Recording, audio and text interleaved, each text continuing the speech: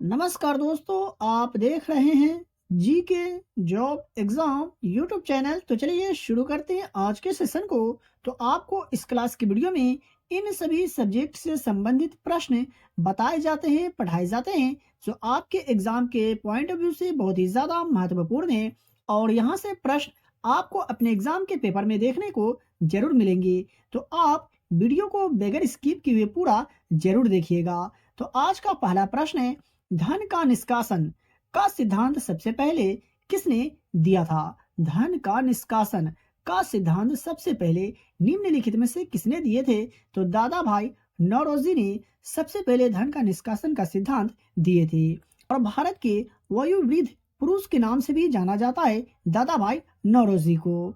अगला अगला प्रश्न है, 29 मार्च 1857 को मंगल पांडे को कहाँ फांसी दी गई थी? 29 मार्च 1857 को मंगल पांडे को कहाँ फांसी दी गई थी? तो बैरकपुर में 29 मार्च 1857 को मंगल पांडे को फांसी दी गई थी। और मंगल पांडे 34वीं बंगाल नेटिव इन्फेंट्री के सिपाही थे।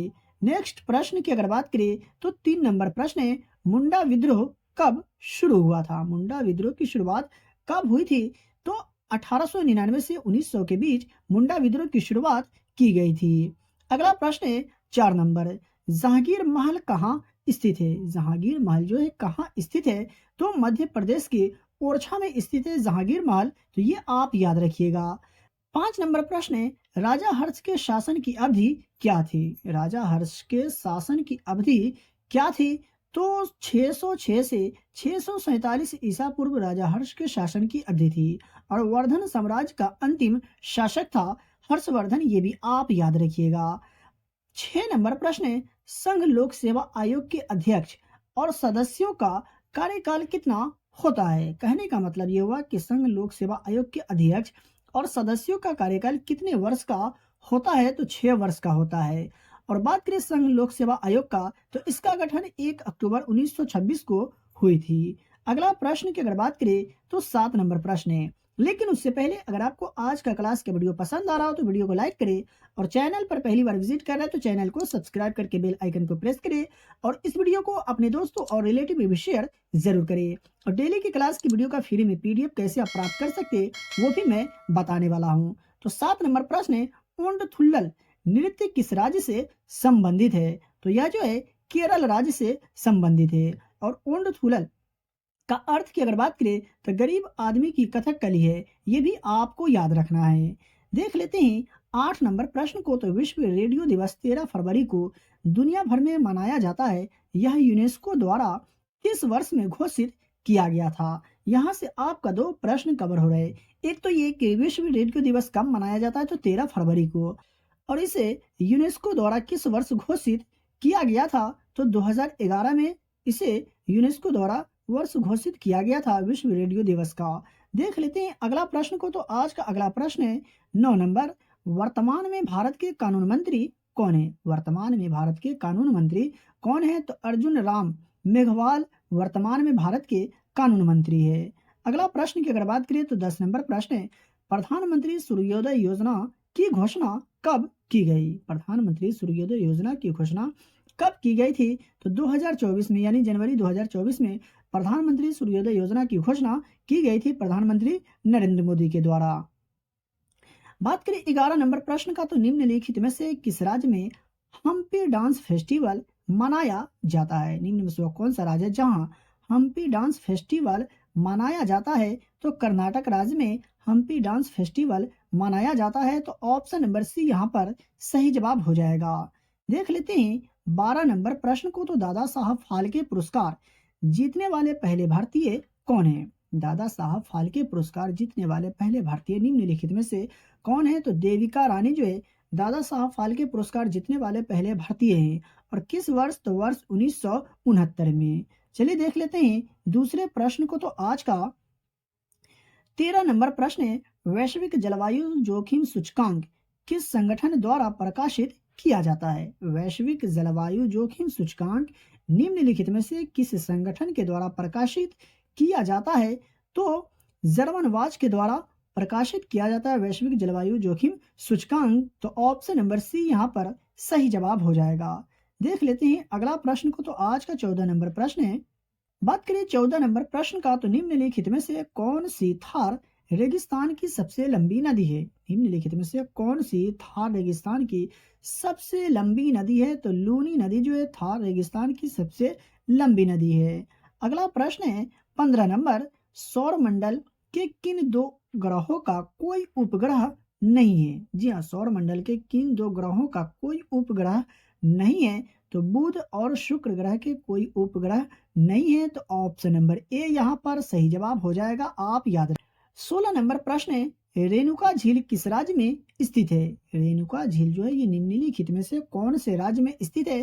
तो हिमाचल प्रदेश राज्य में स्थित है रेणुका झील, और यह समुद्र तल से 672 मीटर ऊपर है। नेक्स्ट प्रश्न है आज का 17 नंबर। पराक्रम दिवस कब मनाया जाता है? पराक्रम दिवस किस तिथि को मनाया जाता है, कब मनाया जाता है? तो 23 जनवरी को पराक्रम दिवस मनाया जाता है। और किन के जन्मदिन पर? तो नेताजी सुभाष चंद्र बोस के जन्म दिवस पर, ये आप याद रखिएगा।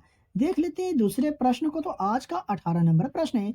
संविधान में वर्णित बजट को कहा जाता है?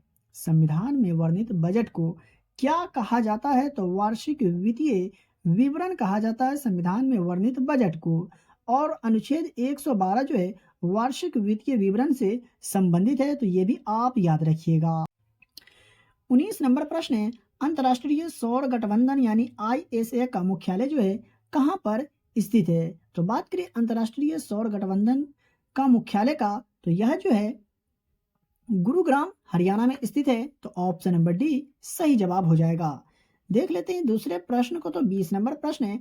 नाबार्ड की स्थापना किस वर्ष की गई थी? नाबार्ड की जो स्थापना की गई किस वर्ष की गई थी? तो वर्ष 1982 में नाबार्ड की स्थापना की गई थी। और इसका मुख्यालय की अगर बात करें तो मुंबई महाराष्ट्र में स्थित है। नेक्स्ट प्रश्न की अगर बात करें तो 21 नंबर प्रश्न है। मानव शरीर में किस तत्व का प्रतिशत सर्वाधिक है? मानव शरीर में किस तत्व का प्रतिशत जो है सर्वाधिक है? तो ऑक्सीजन जो है मानव शरीर में अधिक है। तो ऑप्शन नंबर सी सही जवाब हो जाएगा। और कितना प्रतिशत? तो 65% है। इसे भी आपको याद रखना है। देख लेते हैं 22 नंबर प्रश्न को। तो निम्नलिखित में से कौन सा विटामिन हार्मोन का काम करता है? निम्न में से वो कौन सा विटामिन है जो हार्मोन का काम करता है? तो विटामिन डी जो है ये हार्मोन का काम करता है। और वहीं बात करें अधिक जानकारी की, तो यह किडनी द्वारा निर्मित एक हार्मोन है। चलिए देख लेते हैं दूसरे प्रश्न को। तो 23 नंबर प्रश्न है। कौन सी गैस नोबेल गैस कहलाती है? निम्न में से कौन सी गैस है जो नोबेल गैस कहलाती है? तो हीलियम जो है नोबेल गैस कहलाती है। और नोबेल गैस की अगर बात करें तो 18वें ग्रुप के गैस है, इसे नोबेल गैस कहते हैं। ये भी आप याद रखिएगा। 24 नंबर प्रश्न है। कोशिका में मौजूद जेली जैसा पदार्थ डैश कहलाता है? कोशिका में मौजूद जेली जैसा पदार्थ जो है क्या कहलाता है? तो कोशिका द्रव कहलाता है। कोशिका में मौजूद जेली जैसा पदार्थ। तो ऑप्शन नंबर डी सही जवाब हो जाएगा। देख लेते हैं 25 नंबर प्रश्न को। तो मानव शरीर की सबसे मजबूत अस्थि कौन सी है? मानव शरीर की सबसे मजबूत अस्थि निम्नलिखित में से कौन सी है? तो ऊरु अस्थि जो है मानव शरीर की सबसे मजबूत अस्थि है। तो option number C is the correct answer हो जाएगा।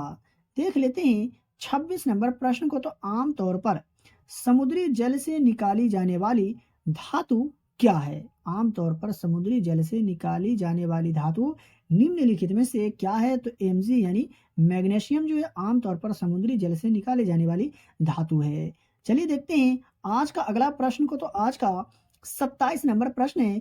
किस अम्ल को रसायनों के राजा यानी केमिकल्स ऑफ किंग के नाम से जाना जाता है? जी हाँ, किस अम्ल को रसायन के राजा के नाम से जाना जाता है? तो H2SO4 यानी सल्फ्यूरिक अम्ल को रसायन के राजा के नाम से जाना जाता है। तो इसका सही जवाब होगा ऑप्शन नंबर ए।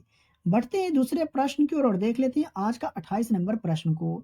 तो एक स्वतंत्र रूप से निलंबित चुंबक हमेशा डैश दिशा में संरेखित होता है? एक स्वतंत्र रूप से निलंबित चुंबक हमेशा किस दिशा में संरेखित होता है? तो उत्तर दक्षिण की दिशा में संरेखित होते एक स्वतंत्र रूप से निलंबित चुंबक। तो option number A is the correct answer होगा इसका। देख लेते हैं 29 नंबर प्रश्न को। तो रडार सिद्धांत का उपयोग डैश के लिए किया जाता है। कहने का मतलब ये हुआ कि रडार सिद्धांत का उपयोग निम्नलिखित में से किसके लिए किया जाता है? तो विमान का पता लगाने के लिए रडार सिद्धांत का उपयोग किया जाता है। 30 नंबर प्रश्न है, अस्थायी चुंबक बनाने के लिए निम्नलिखित में से किस सामग्री का उपयोग किया जाता है? अस्थायी चुंबक बनाने के लिए निम्नलिखित में से किस सामग्री का उपयोग किया जाता है? तो इस्पात का उपयोग किया जाता है अस्थायी चुंबक बनाने के लिए। तो इसका सही जवाब होगा ऑप्शन नंबर डी।